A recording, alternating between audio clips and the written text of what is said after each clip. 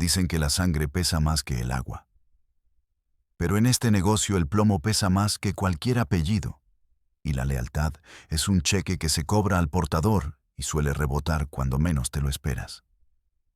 Así que olviden todo lo que vieron en las noticias sobre el Culiacanazo o lo que leyeron en esos blogs de cuarta que inventan guerras desde una oficina con aire acondicionado, porque la realidad de lo que pasó con mi familia y con mi padre es mucho más sucia de lo que se imaginan. Todo el mundo vio a Ovidio de rodillas, con esa mirada de perro regañado, entregándose a los militares con la gorra en la mano y pidiendo que pararan el fuego. Y el mundo entero sintió lástima por el ratón, el hijo pródigo, el niño bonito de la dinastía. Pero nadie vio quién estaba al otro lado de la radio dando la orden de quemar la ciudad hasta los cimientos si no lo soltaban. Nadie vio quién tuvo que ensuciarse las manos para que el favorito de papá pudiera dormir en su cama esa noche. Porque esa siempre fue la historia de nuestras vidas. Ovidio era el rostro amable, el que mi padre quería proteger de la mierda, y yo, Iván Archibaldo, era el que tenía que limpiar el desastre. El que tuvo que aprender a ser el monstruo que el imperio necesitaba, mientras mi hermano jugaba a ser el príncipe heredero. Para entender por qué tuve que arrebatar el poder con mis propias manos, tienen que entender primero que yo nunca fui el elegido. Yo era el incómodo, el espejo en el que mi padre, Joaquín Guzmán, lo era. No le gustaba mirarse porque veía demasiado de su propia maldad reflejada en mis ojos. Una maldad sin filtro que a él le costó años perfeccionar y que a mí me salió natural desde que tengo uso de razón. Recuerdo una fiesta en el rancho, allá en la sierra, cuando apenas éramos unos plebes, y el viejo llegó en una avioneta Cessna cargada de regalos y armas. El polvo se levantaba y nos cubría la cara, y todos corríamos hacia la pista improvisada. Pero cuando él bajó, con esas botas de avestruz y la pistola con las cachas de diamantes brillando al sol, sus ojos buscaron a Ovidio, siempre a Ovidio. Lo cargó en brazos como si fuera de cristal, le preguntó por la escuela, le prometió el mundo entero. Y a mí me dio una palmada en el hombro. Una palmada seca, dura, de esas que te dicen, hazte hombre cabrón. Y me entregó una caja de balas. Cuida a tu hermano, me dijo. Y esa frase se convirtió en mi maldición y en mi sentencia de muerte. Porque cuidar a Ovidio significaba que yo tenía que ser el escudo, el chaleco antibalas, el que recibiera los golpes mientras él recibía los aplausos y el cariño. Crecimos rodeados de un lujo absurdo que te pudre el cerebro si no tienes cuidado, con Ferraris estacionados en caminos de tierra y relojes que costaban más que la vida de todos los sicarios que nos cuidaban juntos.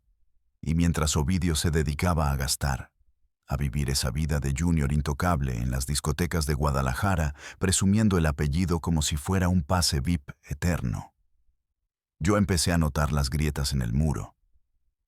Empecé a ver que el viejo no era inmortal, que los socios te sonreían de frente y te escupían la espalda, y que la única forma de sobrevivir no era siendo el hijo del patrón, sino siendo el patrón mismo. Mi infancia no fue de juguetes, fue de radios de frecuencia corta y claves que tenía que memorizar antes de aprender a multiplicar. Recuerdo la primera vez que vi cómo arreglaban un problema de verdad.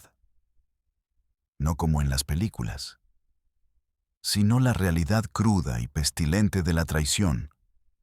Trajeron a un soplón al patio trasero de una de las casas de seguridad en Culiacán. Un tipo que había comido en nuestra mesa, que nos había visto crecer, y mi padre ni siquiera se levantó de la hamaca. Solo hizo un gesto con la mano, un movimiento leve como quien espanta una mosca. Y eso bastó para que el aire se llenara de olor a pólvora y sangre cobriza. Ovidio se escondió. Se tapó los oídos y lloró en el cuarto de servicio.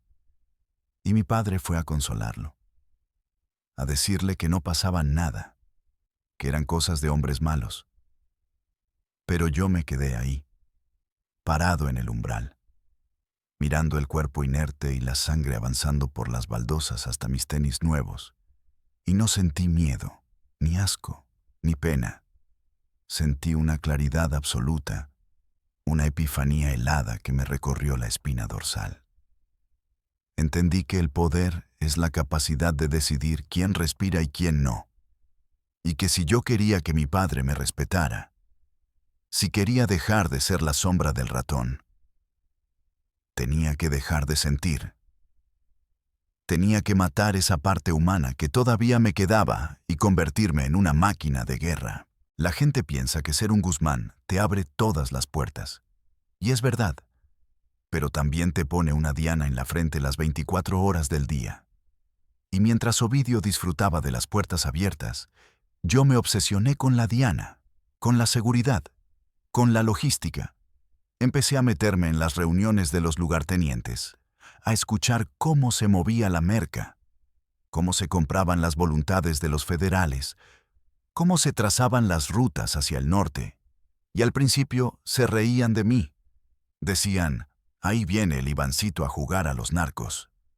Me veían como un estorbo, como el hijo metiche que no tenía nada mejor que hacer. Pero el desprecio es un combustible muy potente, más que la gasolina. Y yo me tragué cada risa, cada mirada condescendiente de los viejos socios de mi papá. De esos dinosaurios que creían que el negocio seguía siendo de honor y bigotes largos. Y juré que algún día todos ellos iban a tener que agachar la cabeza cuando yo entrara en la habitación. La diferencia entre Ovidio y yo es que él quería el dinero para comprar cosas, para llenar vacíos emocionales, para sentirse querido por las mujeres y envidiado por los hombres. Pero yo quería el dinero como herramienta, como munición. No me interesaban los yates ni las fiestas con actrices de televisión. Me interesaba el control absoluto. Me interesaba saber que si yo chasqueaba los dedos en Sinaloa, alguien temblaba en Chicago. Mi padre, en su ceguera de amor por el más débil, no se daba cuenta de que estaba criando a un sucesor de papel en Ovidio y a un depredador en mí. Y esa ceguera fue su mayor error. Porque cuando lo atraparon, cuando el gobierno finalmente le puso las manos encima y el imperio empezó a tambalearse, todos voltearon a ver al favorito, esperando que tomara el mando, esperando que el ratón rugiera, pero los ratones no rugen. Los ratones chillan y se esconden. Y fue ahí, en ese vacío de poder, donde yo di el paso al frente. No fue de la noche a la mañana. Fue un proceso lento de descomposición y reconstrucción. Recuerdo mis años mozos en Zapopan, las carreras de autos clandestinas, el alcohol corriendo como agua, las peleas a puño limpio en los antros más exclusivos, donde rompíamos botellas en las cabezas de hijos de políticos, solo para demostrar que podíamos hacerlo y salir caminando sin que la policía nos tocara un pelo. Esa impunidad te droga, te hace sentir un dios del Olimpo. Pero yo sabía que era una ilusión prestada. Sabía que esa impunidad era de mi padre, no mía.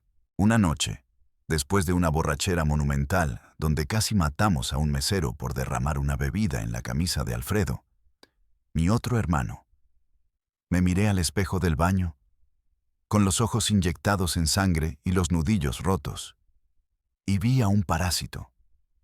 Vi a un niño rico jugando a ser gángster, y me dio asco, un asco profundo y visceral.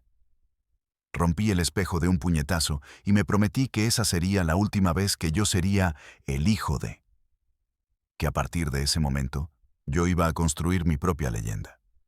No con fiestas, sino con terror. Empecé a reclutar a mi propia gente, no a los sicarios viejos y leales a mi papá o al Mayo, sino a plebada nueva, chavos sin futuro de las colonias más jodidas de Culiacán. Hambrientos, violentos, sin códigos morales antiguos. Gente que no preguntaba por qué, sino a quién y cuánto. Y formé mi primer círculo de seguridad. Mis ninis, mis demonios personales. Y con ellos empecé a hacer mis propios movimientos. Pequeños al principio, cobros de piso que nadie más quería hacer, levantones de chapulines que vendían cristal en nuestra zona sin permiso, trabajo sucio, trabajo de carnicero. Ovidio me decía que estaba loco, que para qué me arriesgaba si ya lo teníamos todo. Me decía, Iván, relájate, papá tiene todo controlado. Pero él no veía lo que yo veía. Él no veía que el viejo estaba cansado, que estaba cometiendo errores, que se estaba enamorando de su propia leyenda y bajando la guardia. Y yo sabía que cuando el rey cayera, los buitres no iban a distinguir entre el hijo favorito y el hijo bastardo. Nos iban a comer a todos por igual, si no teníamos los dientes afilados. La primera vez que maté a alguien con mis propias manos no fue en un enfrentamiento glorioso. Fue en un sótano húmedo que olía a orines y miedo. Un tipo que nos había robado una carga insignificante, una estupidez de dinero que mi padre hubiera perdonado o descontado del sueldo. Pero yo necesitaba enviar un mensaje. Necesitaba que supieran que la nueva generación no era blanda, que Iván Archibaldo no perdonaba. El tipo lloraba, juraba por su madre, por la Virgen, por sus hijos. Y yo lo miraba y solo pensaba en Ovidio recibiendo un coche nuevo por su cumpleaños, mientras yo estaba ahí, con una pistola en la mano y el destino de un hombre en el gatillo. Y sentí una rabia fría, una desconexión total.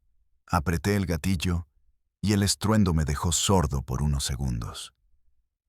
Pero cuando el silencio volvió, me sentí más vivo que nunca. Sentí que por fin había dejado de ser un espectador en mi propia vida. Me limpié las salpicaduras de la cara con un trapo viejo y salí de ahí sabiendo que había cruzado una línea que ya no existía para volver atrás. Había probado el sabor metálico del poder real, el poder de la vida y la muerte, y me gustó. Dios me perdone. Me gustó más que cualquier droga, más que cualquier mujer, más que el amor de mi padre que nunca tuve completo. El poder es como el cristal azul que tanto vendemos al otro lado. Al principio te da un subidón de euforia que te hace sentir indestructible, capaz de tocar el cielo con las manos y escupirle a Dios en la cara. Pero luego te exige más, siempre más. Y cuando te quieres dar cuenta, ya no eres dueño de tus actos. Eres un esclavo de tu propia ambición. Y la paranoia se convierte en tu única compañera de cama fiel. Después de ese primer trabajo en el sótano, las cosas cambiaron rápido. Mi nombre empezó a sonar no como el hijo del Chapo, sino como el Chapito. Y aunque parece un diminutivo cariñoso, en las calles de Culiacán ese apodo se empezó a pronunciar con un tono distinto, con un respeto temeroso. Porque la gente sabía que si te cruzabas con Ovidio, te invitaba a una cerveza. Pero si te cruzabas con Iván, te arriesgabas a desaparecer. Mi padre, desde sus escondites en la sierra, escuchaba los rumores. Le llegaban los cuentos de que su hijo mayor andaba muy bravo, muy acelerado. Y un día me mandó llamar. Subí a verlo a uno de sus ranchos en el Triángulo Dorado. Un lugar inaccesible para el gobierno, pero que para nosotros era el patio de recreo. Y lo encontré sentado bajo una palapa, revisando unas cuentas en una libreta de espiral barata. Siempre fue así. Manejaba millones de dólares como si fuera el tendero de la esquina. Me miró por encima de sus lentes de lectura y me dijo, ¿qué andas haciendo, mijo? Me dicen que andas calentando la plaza, que andas de matón. Y yo, por primera vez en mi vida, no bajé la mirada. Lo sostuve los ojos y le dije, ando cuidando lo que es nuestro, apá, porque si esperamos a que Ovidio deje de jugar al Playboy, nos van a comer vivos los contras.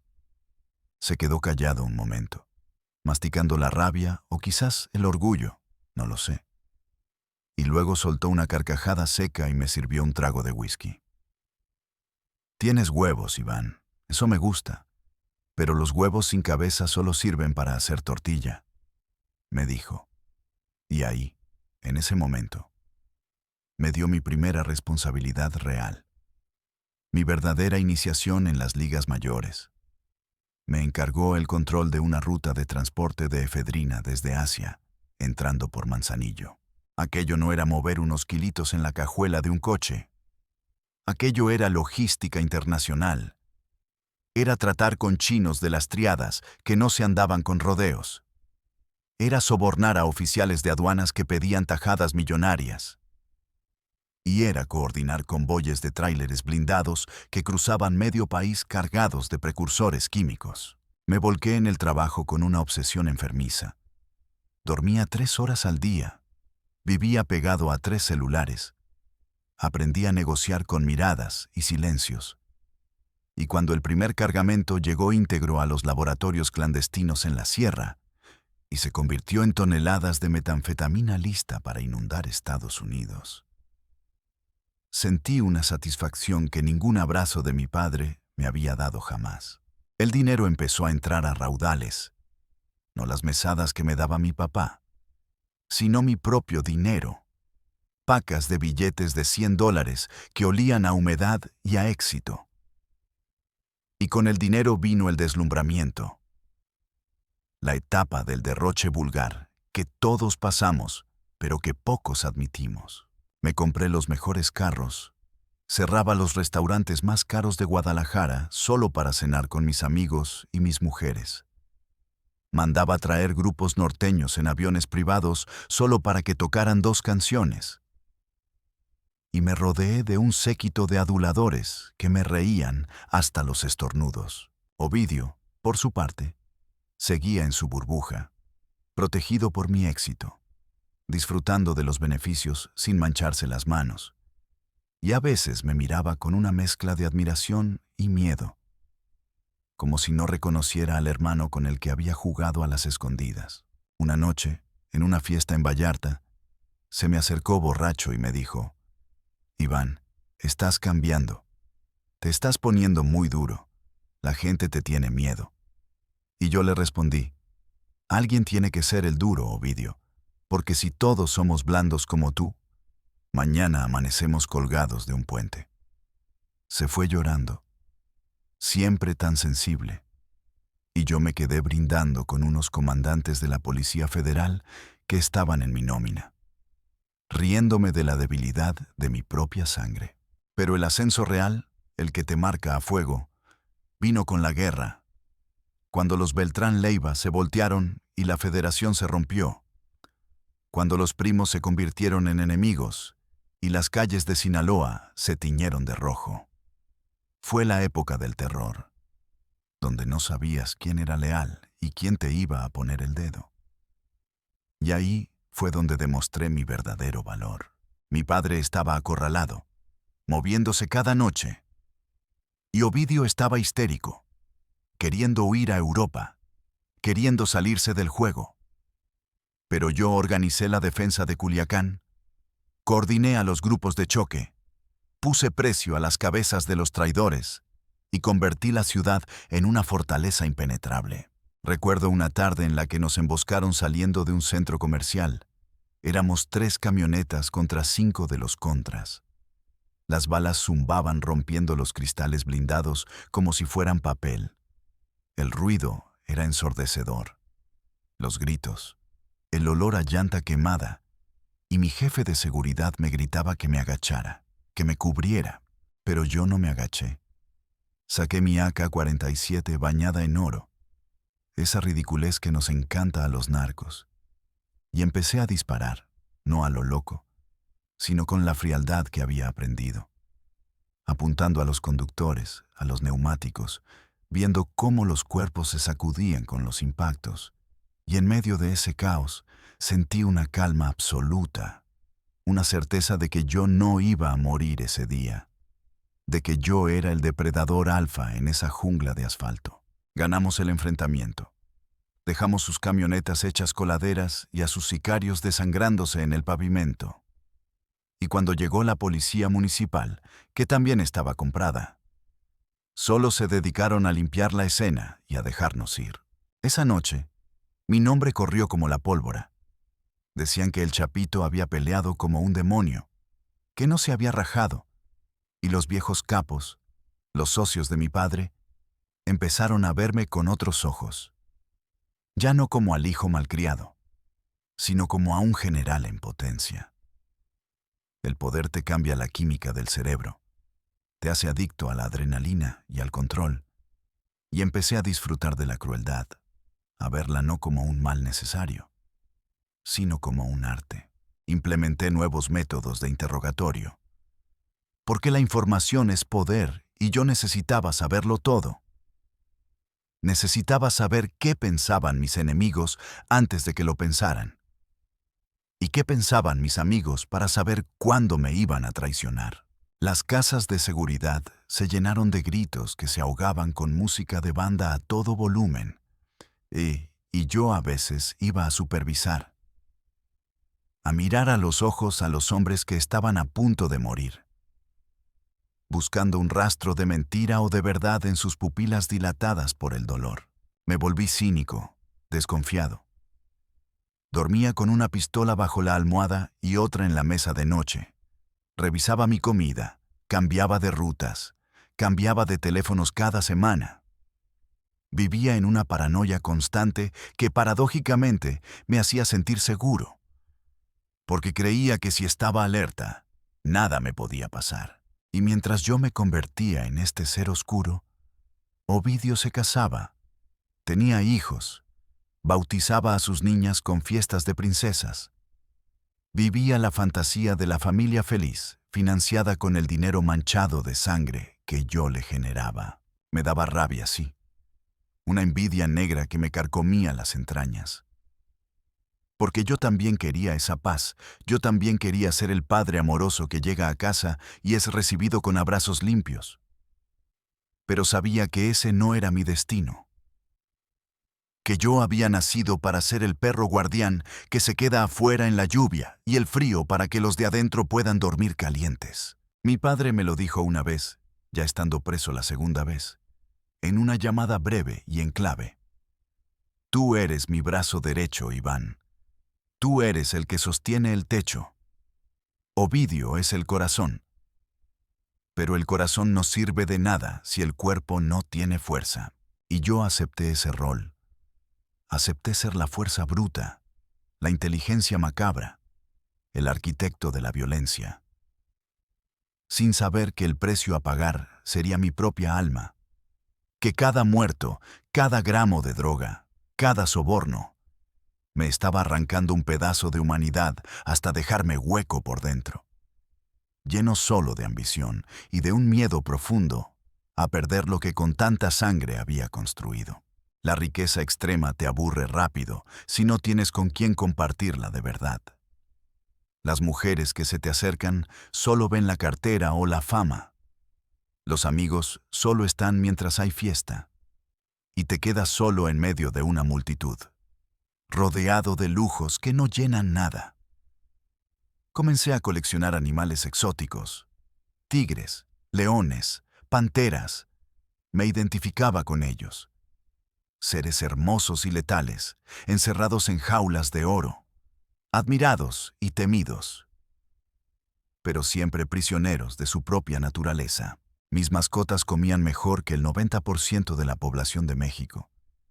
Y yo a veces me sentaba frente a la jaula del tigre de Bengala, mirándolo a los ojos amarillos, y sentía que él me entendía, que ambos sabíamos que en este mundo solo hay dos tipos de seres: los que comen y los que son comidos. Y yo, Iván Archibaldo Guzmán Salazar, había decidido hacía mucho tiempo que yo nunca más iba a ser la presa. El verdadero infierno no es un lugar con fuego y demonios con tridente. Es un martes cualquiera en una casa de seguridad en Culiacán, con el aire acondicionado a 16 grados para que no se pudran los cuerpos mientras decides qué hacer con ellos. Y con una banda tocando corridos en vivo en el jardín, mientras adentro se decide el destino de familias enteras. La rutina del horror te insensibiliza, te convierte en un burócrata de la muerte. Y llega un punto en que ordenar una ejecución es tan cotidiano como pedir una pizza. Recuerdo una fiesta de cumpleaños de uno de mis lugartenientes, el Panu. Habíamos cerrado un rancho enorme a las afueras, con seguridad perimetral de 3 anillos, drones vigilando el cielo y bloqueadores de señal para que nadie pudiera rastrearnos. Y ahí estaba la crema innata del jet set sinaloense, mezclada con políticos, comandantes de la policía y hasta un par de actores de telenovelas que habían volado desde la Ciudad de México solo para cantar las mañanitas y llevarse un maletín lleno de dólares. Ver a esas figuras públicas, a esos ídolos de la televisión que salen en las revistas de chismes hablando de valores y familia. Verlos ahí, borrachos, inhalando cocaína de la mesa y riéndose de los chistes de mis sicarios, te da una perspectiva muy clara de cómo funciona el mundo real. No voy a decir nombres porque no quiero que me demanden desde la cárcel, pero había un comediante muy famoso, de esos que llenan teatros, que estaba prácticamente rogándole a Ovidio que le dejara contar un chiste sobre el presidente, y una actriz rubia, protagonista de novelas prime time, que no se despegaba de mi lado, tocándome el brazo y diciéndome lo guapo y poderoso que me veía. Todo porque sabía quién era yo y lo que podía darle. Esa hipocresía me daba náuseas, pero también me daba poder. Saber que todos tienen un precio, que la moral es flexible cuando hay suficientes ceros en el cheque. Pero no todo eran fiestas y glamour decadente. También estaba el lado oscuro, el lado que te persigue en pesadillas. Tuvimos un problema con un grupo rival que intentó meterse en nuestra zona de distribución de fentanilo, una droga que cambió el juego por completo, más potente, más adictiva y mucho más letal, y con márgenes de ganancia que hacían ver a la cocaína como un negocio de dulces. Capturamos a 3 de sus operadores clave, y la orden fue sacarles toda la información posible, sin límites. Lo que pasó en ese cuarto de interrogatorios durante 3 días, no se lo deseo ni a mi peor enemigo. Y no voy a entrar en detalles escabrosos porque no quiero que vomiten.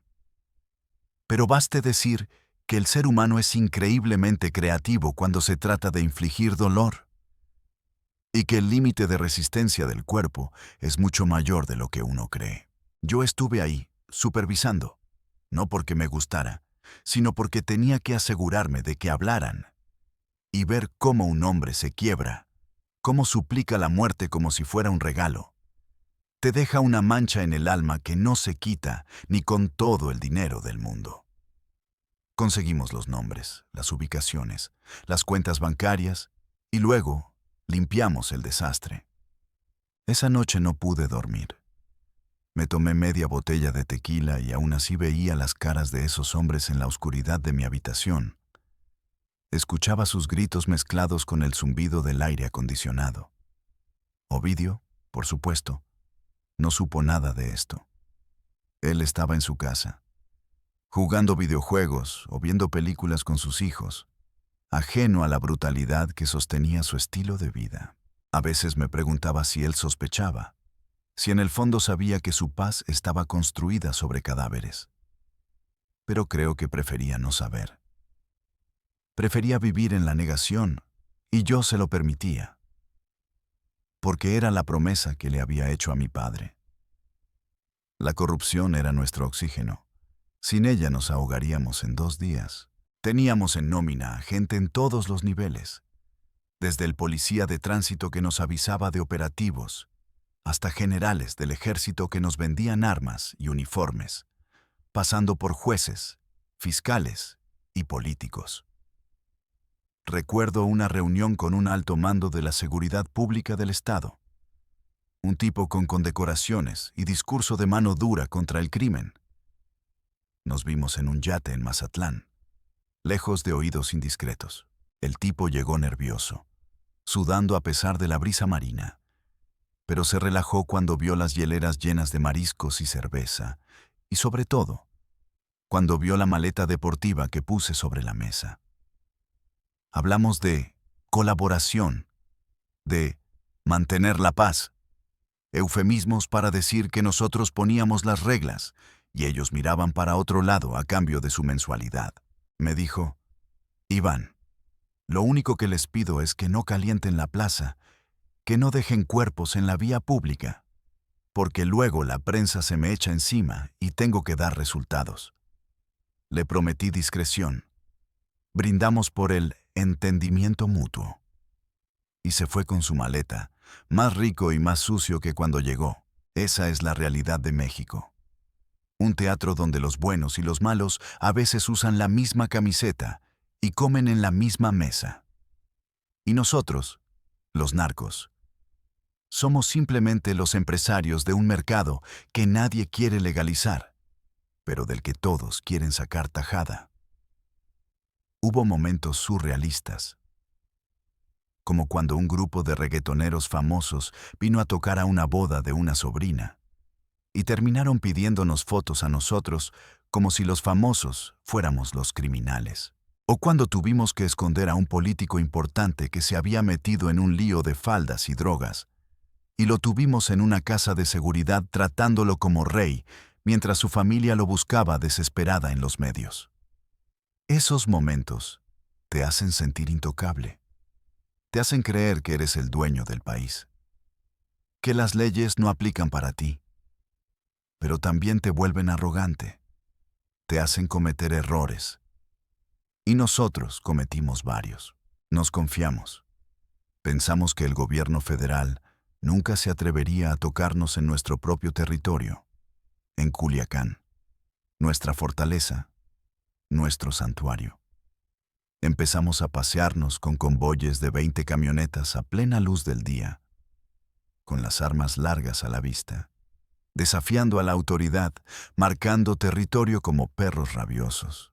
La gente nos aplaudía, nos veía como protectores, como benefactores que pavimentaban calles y repartían despensas cuando el gobierno los olvidaba, y eso alimentaba nuestro ego.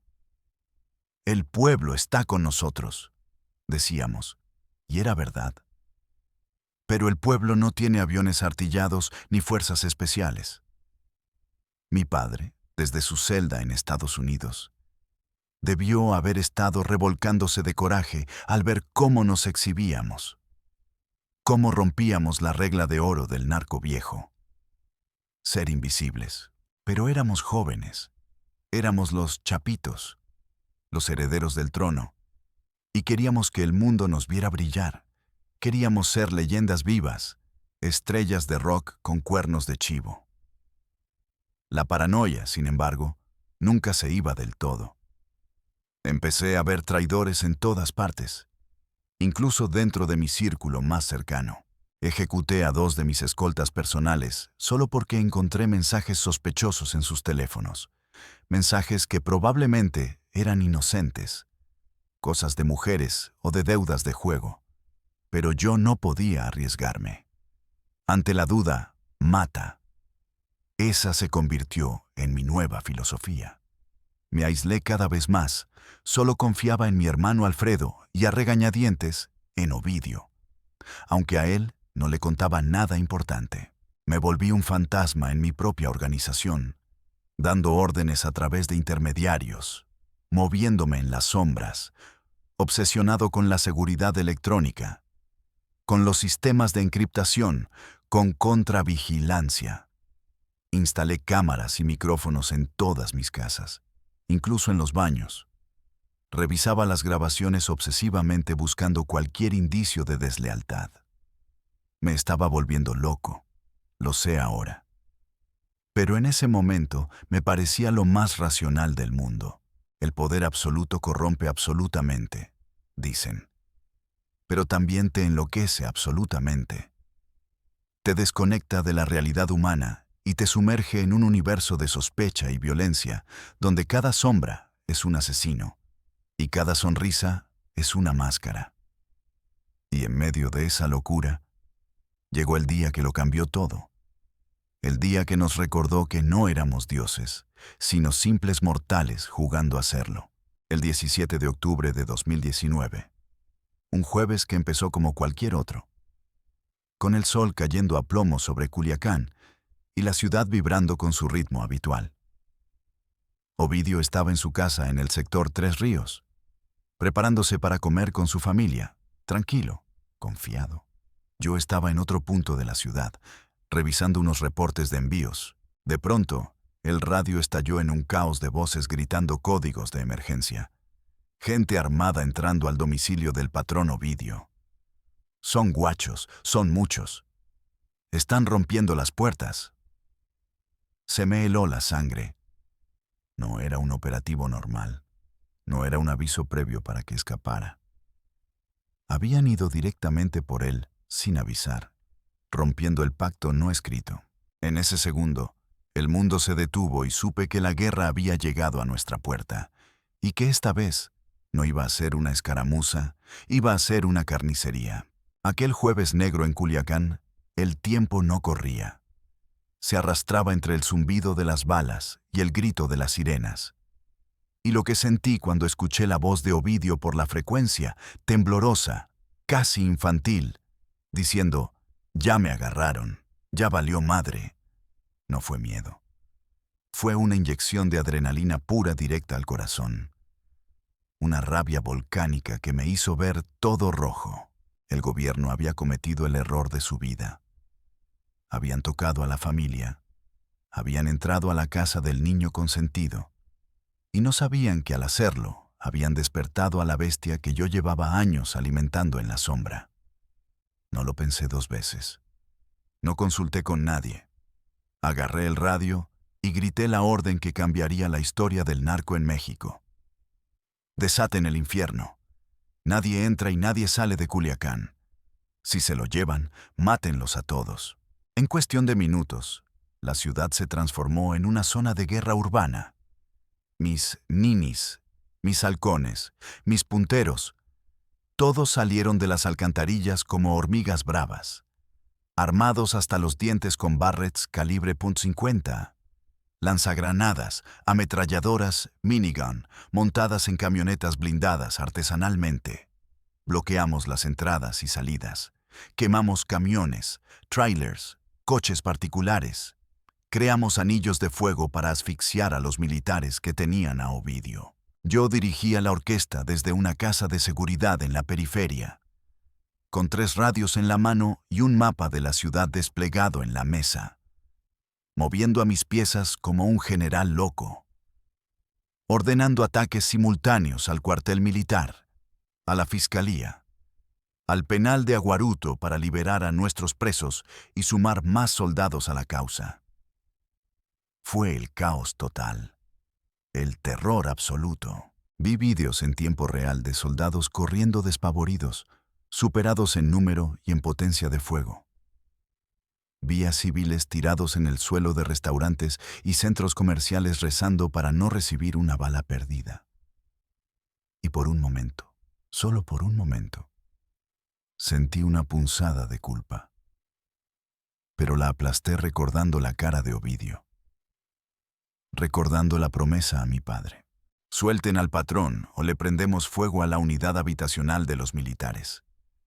Amenacé por la frecuencia abierta, sabiendo que ellos escuchaban, sabiendo que ese era su punto débil, sus familias. Fue una jugada sucia, cobarde si quieren verlo así. Pero en la guerra no hay honor. Solo hay vencedores y vencidos. Y yo no iba a ser el vencido. La presión funcionó. El gobierno acorralado, humillado, sin capacidad de respuesta ante la magnitud de nuestra fuerza, dobló las manos. Ordenaron soltar a Ovidio. Recuerdo el momento exacto en que me confirmaron la liberación. El alivio fue tan grande que casi me caigo al suelo. Pero no hubo tiempo para celebrar. Tuvimos que replegarnos, esconder las armas, desaparecer entre las sombras antes de que llegaran los refuerzos federales. Esa noche, Culiacán olió a humo y a miedo, y aunque habíamos ganado, aunque habíamos rescatado al príncipe, algo se había roto para siempre. Habíamos demostrado demasiado poder. Habíamos humillado al Estado de una forma que no podrían perdonar, y yo sabía, en lo más profundo de mis entrañas, que habíamos firmado nuestra sentencia a largo plazo. Después del culiacanazo, La paranoia se disparó a niveles estratosféricos. Ya no podíamos confiar en nadie. Las viejas alianzas se tambaleaban. El gobierno de Estados Unidos puso precios astronómicos a nuestras cabezas. Nos convertimos en los enemigos públicos número 1 del mundo. Ovidio quedó marcado, traumatizado. Ya no quería salir. Vivía encerrado, saltando ante cualquier ruido fuerte. Y yo tuve que asumir el control total, convertirme en el rostro visible, en el pararrayos de toda la presión internacional. Empezamos a cometer errores estúpidos, producto del estrés y la soberbia. Empezamos a pelear entre nosotros, con el tío, con los rusos, con todos. La organización se fracturó, y en río revuelto, ganancia de pescadores. La DEA empezó a infiltrarnos como nunca antes. El error fatal fue creer que éramos intocables después de lo de Ovidio. Creer que el gobierno no se atrevería a intentarlo de nuevo. Bajamos la guardia, empezamos a movernos más, a querer recuperar la normalidad. Y entonces vino la traición. No fue un soplón cualquiera, fue alguien de muy adentro. Alguien que conocía nuestros movimientos al milímetro. Alguien a quien yo llamaba compadre. Nunca supe exactamente quién fue. O quizás prefiero no saberlo para no tener que aceptar que mi instinto me falló. Pero la información que le dieron a los gringos fue precisa. Quirúrgica. Empezaron a caer nuestros laboratorios, nuestras cuentas, nuestros socios clave. Nos estaban desmantelando pieza por pieza. Y nosotros, ciegos de poder, no lo vimos venir hasta que fue demasiado tarde. La noche que vinieron por Ovidio la segunda vez, en enero de 2023, fue diferente. No fue a plena luz del día. Fue en la madrugada, con helicópteros artillados disparando desde el cielo antes de que pudiéramos siquiera agarrar los radios. Esta vez no hubo negociación. No hubo amenazas a las familias de los soldados. Esta vez vinieron a matar o a capturar, sin medias tintas. Yo estaba cerca, en otro rancho en Jesús María. Escuché el tableteo de la ametralladora del helicóptero. Vi las trazadoras iluminando la oscuridad como rayos láser de la muerte. Y supe que se había acabado. Intenté movilizar a la gente. Intenté repetir la hazaña del 2019. Pero esta vez estaban preparados. Nos bloquearon las comunicaciones. Nos superaron en táctica y en fuerza. Escuché por última vez a la escolta de Ovidio peleando hasta el final, muriendo por un hombre que ya estaba derrotado. Y luego, el silencio. Un silencio terrible, pesado, definitivo. Se lo habían llevado. Mi hermano, mi responsabilidad, la carga que mi padre me había puesto sobre los hombros, estaba en manos del enemigo. Sentí un fracaso tan grande que me dieron ganas de meterme un tiro ahí mismo. Pero el instinto de supervivencia es más fuerte que el honor. Tuve que huir. Tuve que dejar atrás a mi gente, a mis armas, a mi hermano, y correr como una rata por el monte, escondiéndome entre los matorrales mientras los drones zumbaban sobre mi cabeza, buscándome a mí también. Esa huida fue el punto de quiebre definitivo. Pasé días escondido en cuevas, comiendo lo que podía, sucio, herido, solo. Yo, el gran Chapito, el rey de Culiacán, reducido a un fugitivo miserable, temblando de frío y de miedo. Ahí, en la soledad de la sierra, sin mis aduladores, sin mis lujos, entendí que todo había sido una mentira. Una ilusión brillante que se había desvanecido al primer soplido de realidad. El poder no era mío, nunca lo fue. Era un préstamo del diablo y el diablo había venido a cobrar los intereses. Pensé en mi padre, pudriéndose en una celda de concreto en Colorado, sin ver el sol, sin hablar con nadie. Y vi mi futuro reflejado en su destino. La captura de Ovidio fue el comienzo del fin para los Chapitos. La estructura se desmoronó. Los leales huyeron o se entregaron.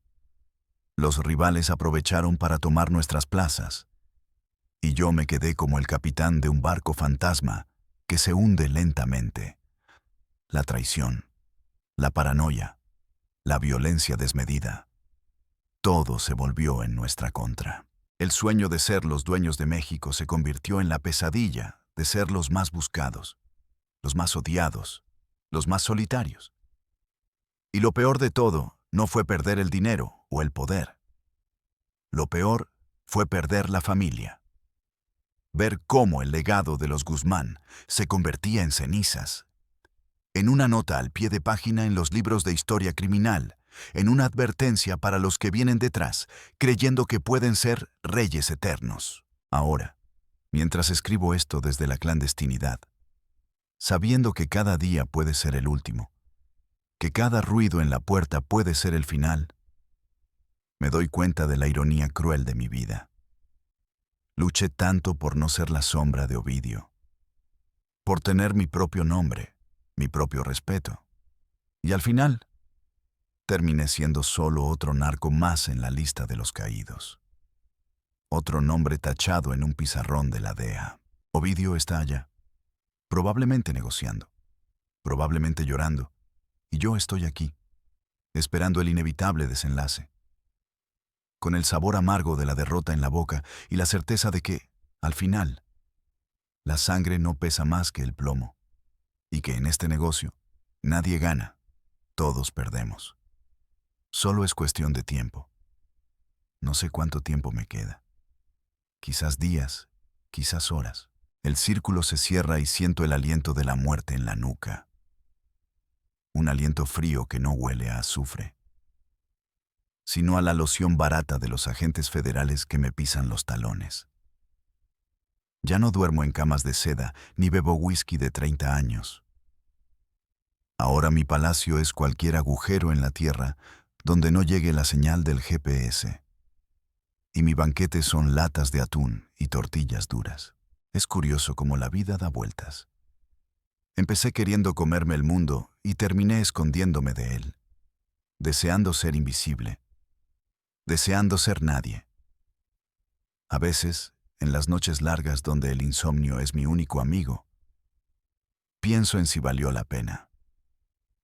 Pienso en los millones de dólares enterrados en barriles de plástico que nunca voy a gastar, en los coches de lujo oxidándose en bodegas incautadas, en las mujeres que decían amarme y que ahora seguramente están declarando en mi contra para salvar su pellejo.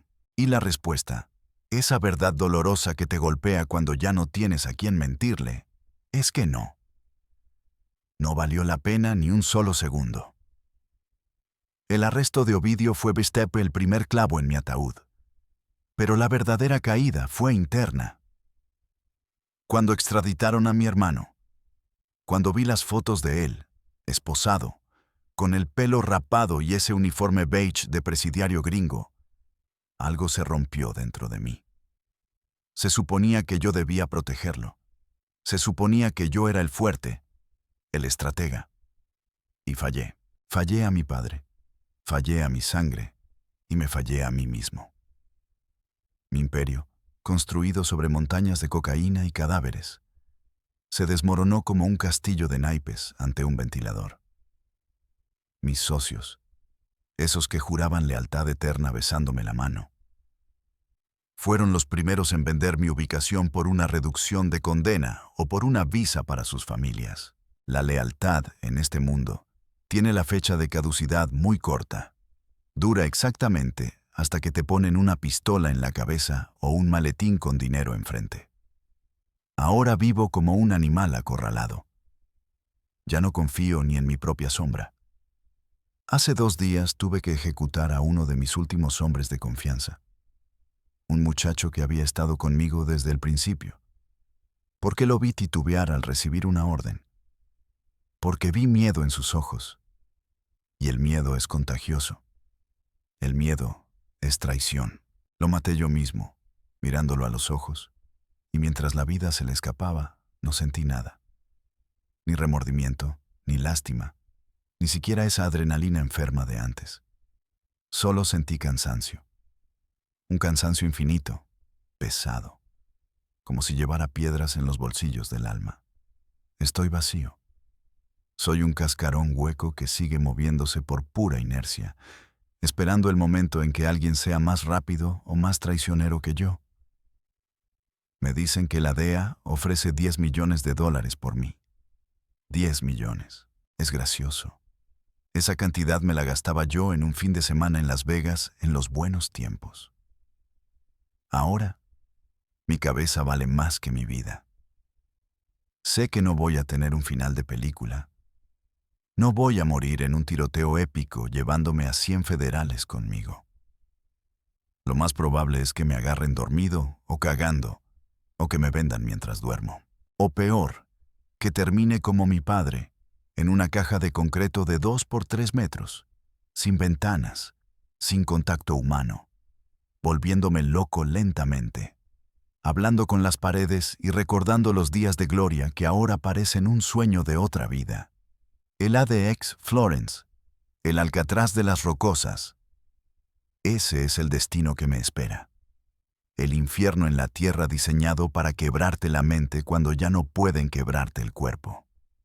A veces me dan ganas de entregarme, de acabar con esta agonía de la persecución, de negociar como hizo mi tío, como hizo Ovidio seguramente.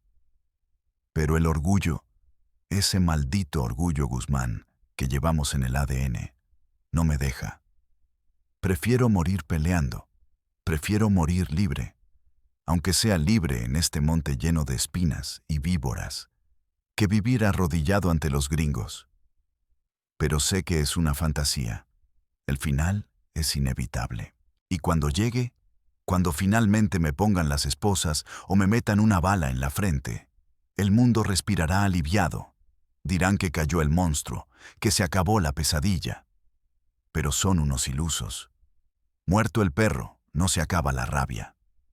Detrás de mí vienen otros, más jóvenes, más violentos, más hambrientos, chicos que crecieron viendo mis videos en TikTok, escuchando los corridos que me compusieron, idolatrando esta vida de mierda que no conocen por dentro.